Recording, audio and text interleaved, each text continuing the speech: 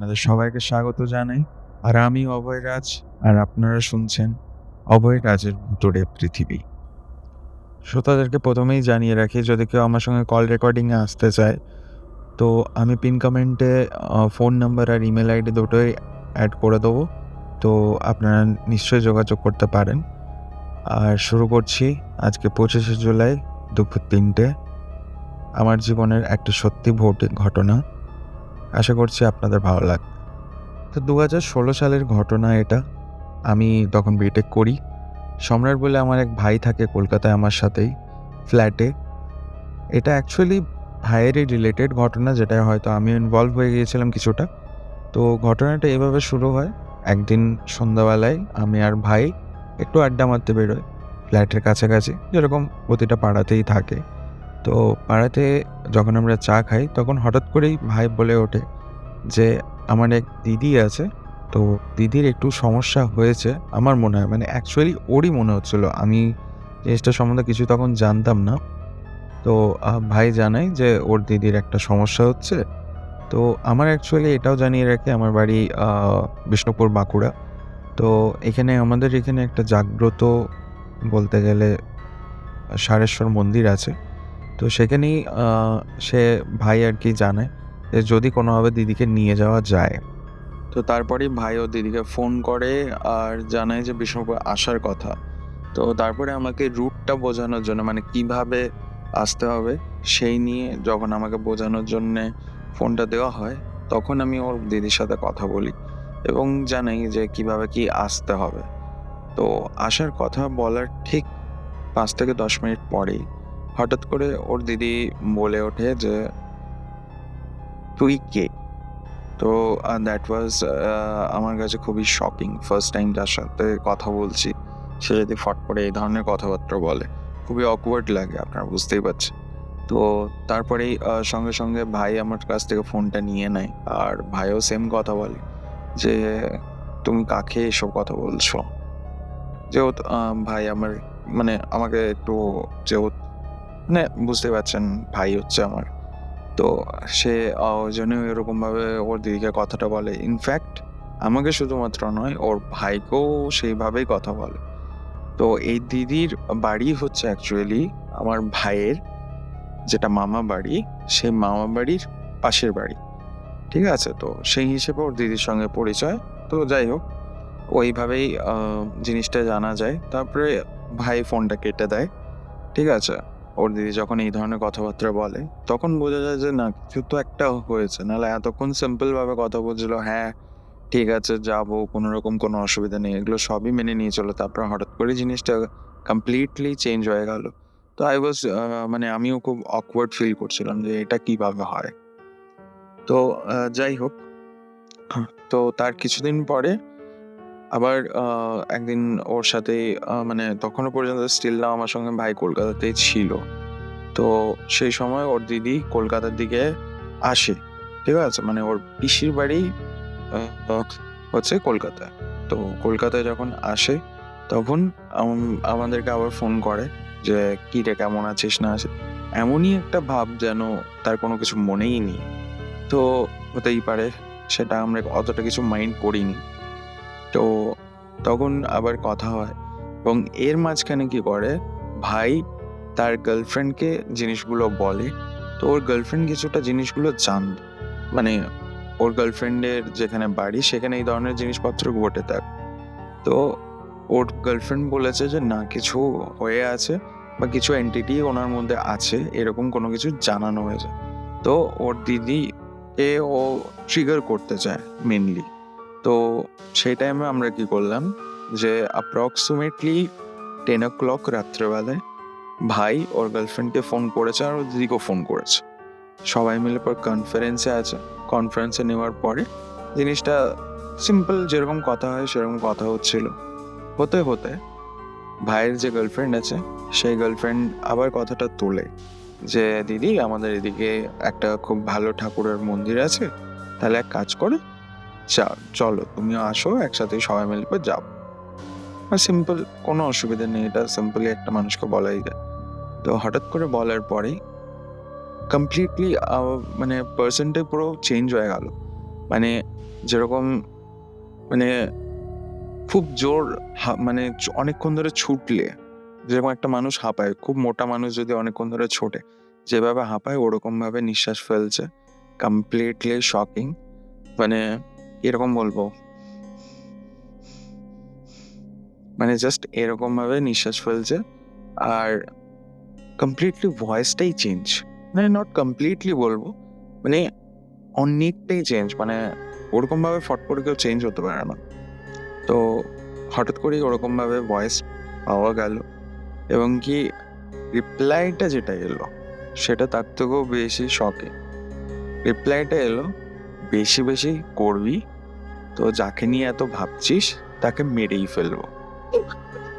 মানে আমরা সবাই মিলে জাস্ট কমপ্লিটলি শক, যে মানে কে কাকে কিভাবে মেরে ফেলবে, মানে কে কি বলতে চাইছে। যাই হোক, আমরা অতটাও তখনও মাইন্ড করিনি। গিয়ে হঠাৎ করেই মেয়েটা রীতিমতন কাঁদতে লাগে, ঠিক আছে, মানে আমাকে মারছে, ভাই আমাকে বাঁচা, এরকম ওয়ার্ডিং গুলো আসতে থাকে। তো উইদিন 1 মিনিট, 1 মিনিটের মধ্যেই সবকিছু শান্ত। এদিকে ভাই দিদি দিদি করে ডেকে যাচ্ছে, কোনো রিপ্লাই নেই, কোনো কিছু রিপ্লাই আসেনি। হয়ে গেল, ফোনটা কেটে গেল। সেদিন বারবার ফোন করা হলো, ফোন আর রিসিভ করেনি। নেক্সট ডে ঘটনা, প্রায় বিকেল দিক হবে, বিকেল দিকে মানে দেখা করতে যাওয়া বা এরকম হয়তো ভাইয়ের সাথে কিছু কথা হয়েছিল। তো ভাই ওই জন্যই সন্ধ্যাবেলায় ওই বিকেল দিকে আর কি ফোন করেছে, 4টে নাগাদ, 4টে 5টা।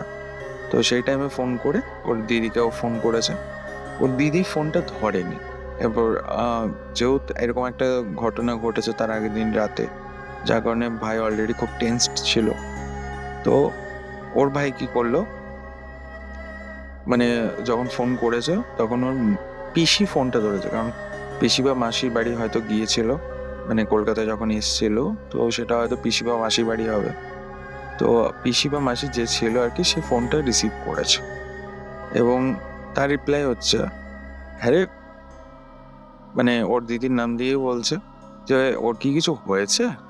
তো ভাই বলছে যে আমি তো ঠিক বলতে পারছি না, কেন বলো তো।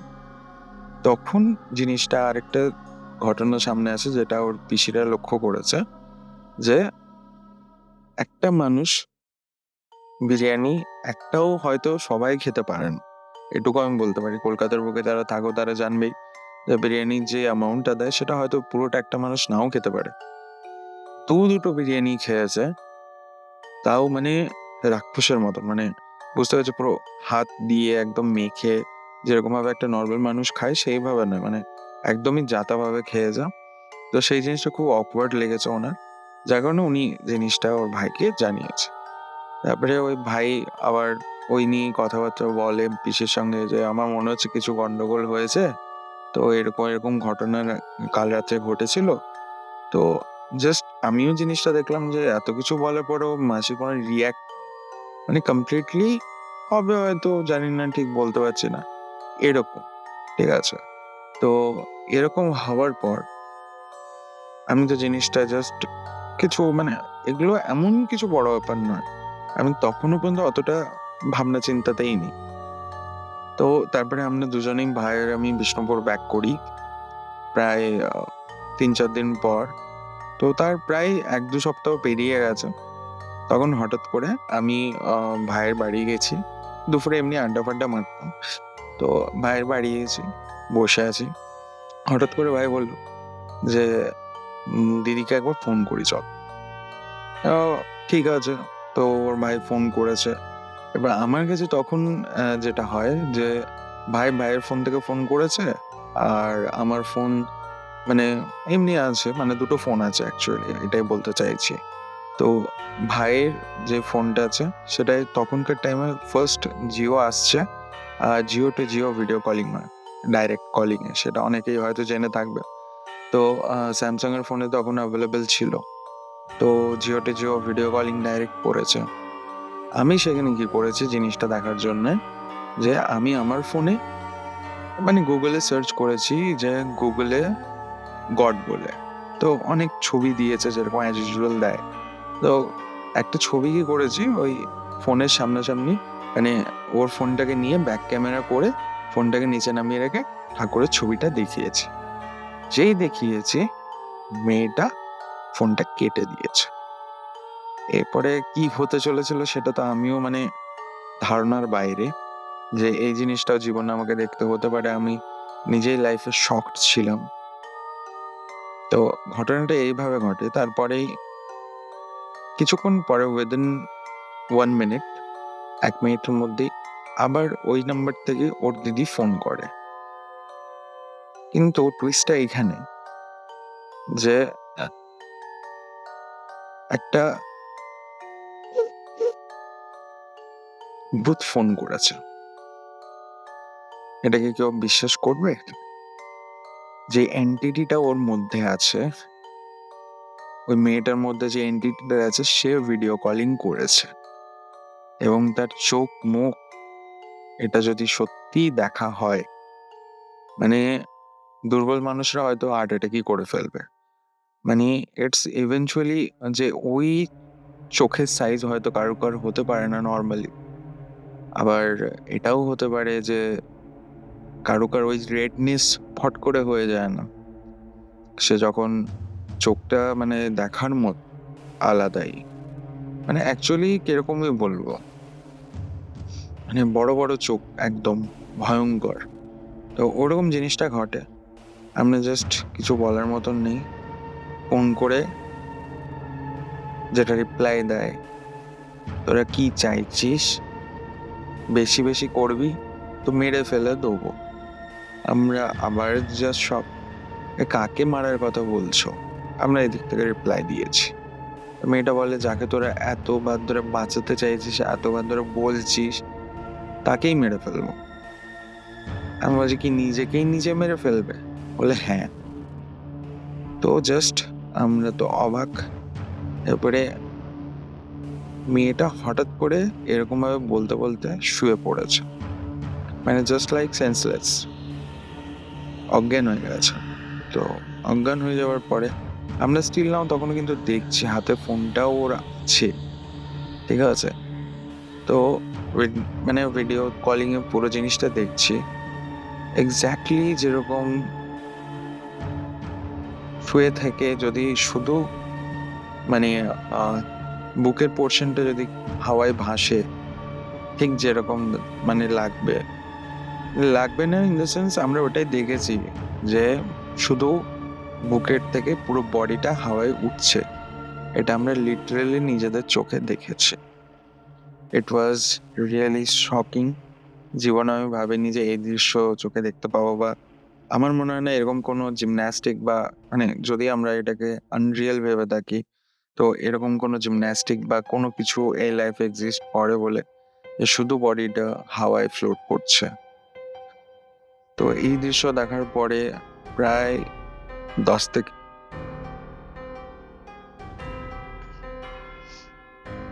থেকে 15 সেকেন্ড ওরকম হাওয়ায় থেকেছে, তারপরে ফট করে নিচে পড়ে গেছে। উই ওয়ার লাইক মানে আমরা পুরোপুরি শক ছিলাম দেখে জিনিসটা। তো ওরকম হওয়ার পরে মেয়েটা যখন উঠে বসলো, প্রায় 2 থেকে 3 মিনিট পরে সে সেন্সে ফিরে এলো। উঠে বসে বলছে প্রচন্ডভাবে আমার গা জ্বালা করছে, আমি থাকতে পারছি না। বাট একটা জিনিস আরেকটাও বলে দিই যে আমরা যখন ফোন করেছিলাম তার মানে সেই সবে সে শান থেকে মানে চান করে বেরিয়েছে। সে আবার বলে নাকি যে আমি চান করতে যাচ্ছি, আমি পুরো শরীর জ্বলছে, আমি থাকতে পারছি না, আমি চান করতে যাচ্ছি। তো সেই করে ফোনটা রেখে সে চলে। সো দিস ওয়াজ মানে 2 থেকে 3 বারের পরে এই ঘটনা আমরা জানতাম।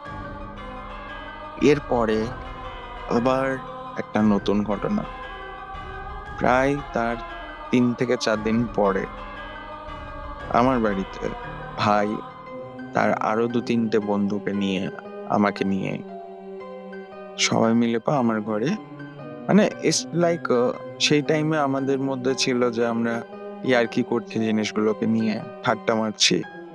তো সেই জিনিসটা আমরা দেখেছি।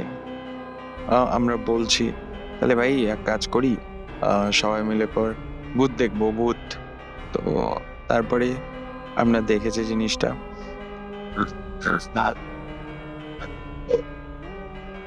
ও তারপরে ভাই এলো, সব ভাইরা এলো, একসাথে বসলাম।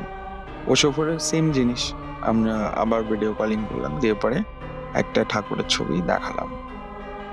দেখানোর পরে বলার পরে সেই টাইমে তখনই জিনিসটা ওভারভিউ হয়নি, মানে তখনই সামনে আবার চলে আসেনি। সেই টাইমে যেটা ওর দিদির রিপ্লাই ছিল যে তোরা বারবার এই ঠাকুর ঠাকুর ছবি টবি দেখাচ্ছিস, বিকজ একটা জিনিস খেয়াল করে দেখতেই পারো যে যখনই কথাগুলো হতো, ঠিক আছে, তার আগে পর্যন্ত কিন্তু ওর মানে ওর দিদির সবকিছু মনে থাকতো। তো ঠাকুরের জিনিসগুলো যেহেতু প্রতিবার এটা আমরা টার্গেট করছি, সেই জন্যে মেয়েটা মানে ওই জিনিসটা তার মাথায় আছে। তো জিনিসটা মেয়েটা বলে আবার, তোরা কি ব্যাপার বারবার ঠাকুর এগুলো দেখাচ্ছিস, আমার কি কিছু হয়েছে, তোদের কি কোনো কিছু মনে হচ্ছে যে আমার মধ্যে কোনো প্রবলেম হচ্ছে? তখন জিনিসটা ভাই বলে যে না, কোনো কিছুই হয়নি, তুমি এক কাজ করো, তোমাদের আশেপাশে যদি কোনো রকম কোনো ঠাকুর বা মন্দির যদি কোনো কিছু থেকে থাকে, তাহলে ওই ঝাড়ানো হয়, ওই ঝাড়ানোটা ঝাড়িয়ে এসো, দ্যাট উইল বি হেল্পফুল, সেটাই জানানো হয়। বাট কেউ ভাবতেও পারেনি যে সেটার পিছনে এতটা বাড়াবাড়ি হয়ে যাবে। তো বাড়াবাড়িটা এইভাবে হয় যে ওরকম বলার সাথে সাথেই সে ওর দিদি বলে যে ঠিক আছে তাহলে রেডি হই, তারপরেই যাবো অ্যাজ ইউজুয়াল। আমি বলেছিস যে কেউ যেতেই পারে, এটা তো না যাওয়ার মতন কিছু নেই। তো জাস্ট মেয়েটা বিছানায় শুয়ে শুয়ে কথা বলছিল, উঠে বসবে, বাট মেয়েটা সেটা করতেই পারেনি। মানে রীতিমতন হঠাৎ করেই মেয়েটা বলতে শুরু করলো যে তুমি কে? আমরা তখন জিজ্ঞাসা করছি তুমি কে মানে কার সাথে কথা বলছো? তো মেয়েটা রীতিমতন বলছে যে না তুমি কে, প্লিজ আমাকে ছেড়ে দাও, এরকম ভাবে রীতিমতন কান্নাকাটি শুরু করেছে, যেন আমার পাটা কেউ জোরে চিপে ধরেছে। মানে মানে সেই লেভেলের যদি কেউ মানে মেয়েদের এমনি মানে মেয়েদের এমনি একটু মানে হাত ধরলে বা পা ধরলে দেখবে যে জিনিসটা মানে একটু ওদের বেশি ব্যথা হয় একটা ছেলের পক্ষে। তো একটা ছেলের থেকে একটা মেয়ের বেশি ব্যথা হবে, তো সেইভাবে মানে মেয়েটা লিটারেলি কাঁদছে, মানে হাউ মাউ করে কাঁদছে। আর আমাদের তো এটা সব থেকে বেশি অবাক লেগেছে যে তার মা কোথায়, তার মা কি কিছু শুনতে পাচ্ছে না বা তার মা কিছু দেখতে পাচ্ছে না? তখন আমরা কিছু বুঝতে পারি না অতটা, মানে কি করবো কিছু ঠিকই করতে পারছি না। তো হঠাৎ করেই তার মাকে তো ফোন নাম্বার নেই, কিছু নেই, জানাতেও পারবো না। তো আমরা কি করি, এন্টিটিটার সাথেই কথা বলতে চেষ্টা করি যে কে এসছে, কার কথা বলছো, কে আছে। তো অ্যাকচুয়ালি একটা মুভিও বেরিয়েছিল, মানে একটা মানুষের মধ্যে দু রকমের ক্যারেক্টার। তো উইদিন এ সেকেন্ড না আমরা ওরকম টুইস্ট দেখছি। মেয়েটা একবার কাঁদছে, উইদিন এ সেকেন্ড চেঞ্জ হয়ে গেল, ওই এন্টিটিটা আমাদের সাথে কথা বলছে। তো মেয়েটা রীতিমতন বলছে যে আমাকে ছেড়ে দাও, কেন, আমি তোমার কি ক্ষতি করেছি, কি হয়েছে কেন? তো তুমি এদেরকেও বলতে পারো, মানে মেয়েটাকে ওরা ফোন মানে ওই মেয়েটা যে এন্টিটিটা ছিল সেটা একটা মেয়ে ছিল। তো মেয়েটা ফোনটা কাটতে বলছে বারবার, বাট মেয়েটা কাটছে না, বলছে ওরাও তো আমার বন্ধু, তো তুমি বলতেই পারো কি প্রবলেমটা কি হয়েছে তোমার সাথে, তুমি আমাদেরকে বলতেই পারো। তো সেই জিনিসটা বারবার ধরে বলা হয়েছে। বলার পরে সেই এন্টিটিটা মেয়েটাকে জানায়, যখন আমাদেরকে গল্পটা জানায়, সেটা হচ্ছে মেয়েটা যে এন্টিটিটা এসছিল সেই মেয়েটা বিয়ে ঠিক ছিল। বিয়ে ঠিক থাকার পর মেয়েটা জানতে পারে যে তার বর তাকে চিট করছে, এবং জানতে পারার সাথে সাথে মেয়েটা বিয়েটা ভেঙে দেয়।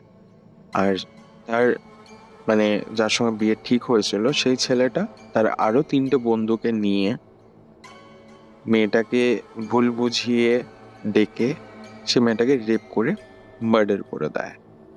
তো সেই এন্টিটিটা কোনোভাবে এর সাথে এসছিল, কোনোভাবে এন্টিটিটা হয়তো শান্তি পায়নি।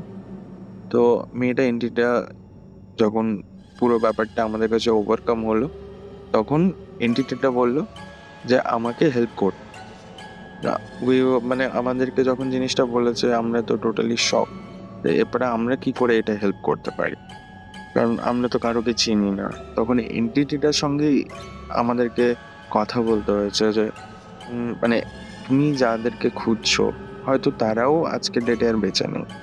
তো তুমি তো জানো না যে তুমি কখন মারা গেছো। তো এইসব জিনিসগুলো অনেকক্ষণ ধরে আমাদের মধ্যে কথোপকথন হয়েছে এন্টিটিটার সাথে। এরপরে ইনফ্যাক্ট তখন মেয়েটাকে অনেক কষ্ট করে এন্টিটিটাকে বুঝিয়ে এন্টিটিটাকে পাঠান। তার মাঝখানে তার মা এসেছিল। তার মা এসে তার মেয়ের সঙ্গে নর্মালি কথা বলছে এবং কি ওই এন্টিটিটা কমপ্লিটলি সিম্পল ভাবে ওর মায়ের সাথে কথা বলছে। উই ওয়ার জাস্ট শক। মানে ওর মা পর্যন্ত বুঝতে পারে না যে এন্টিটিটা আদৌ মানে আছে না ওর মেয়ের সাথেও কথা বলছে। যাই হোক, সেই জিনিসটাও ঘটলো, কোনো অসুবিধা নেই।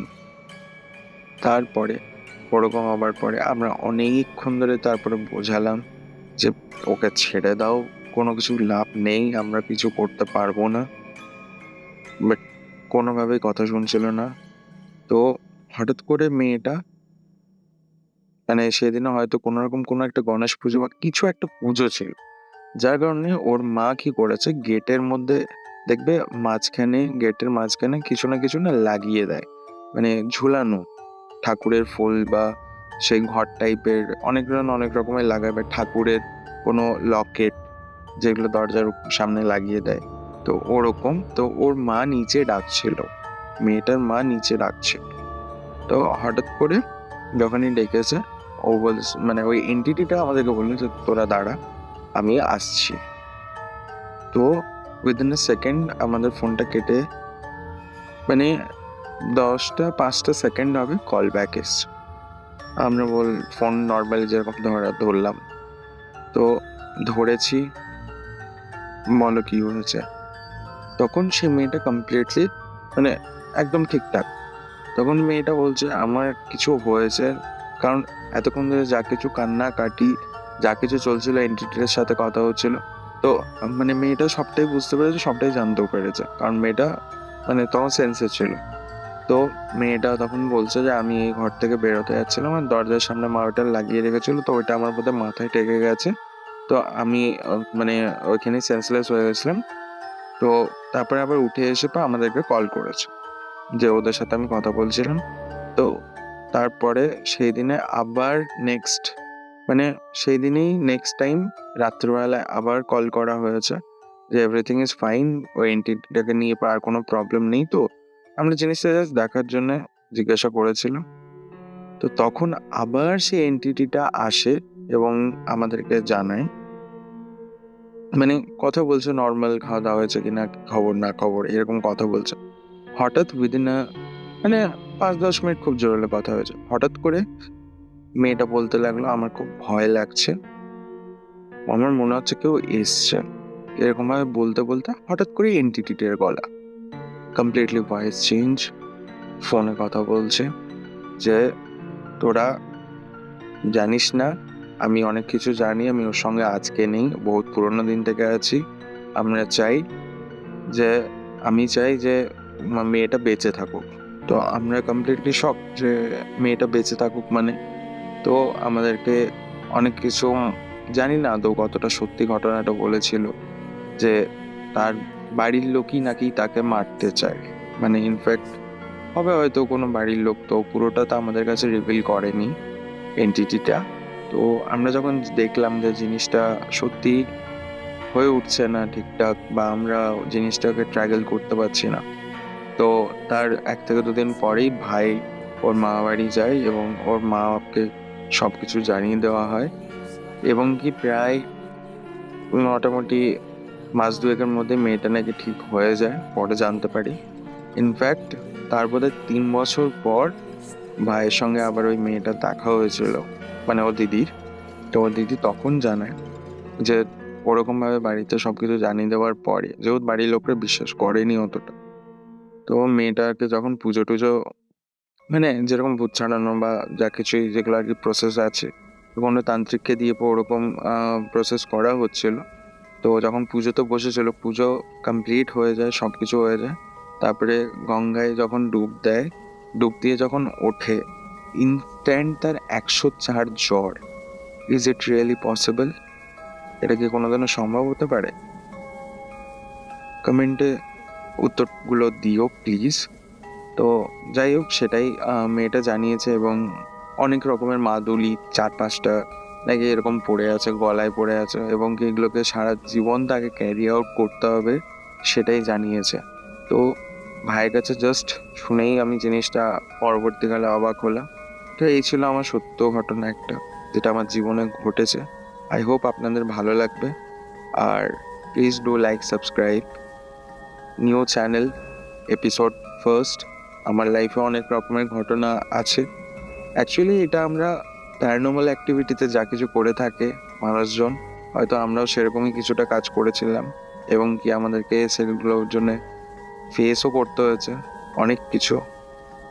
আরও কিছু কথা বলার আছে, আস্তে আস্তে সবই বলবো।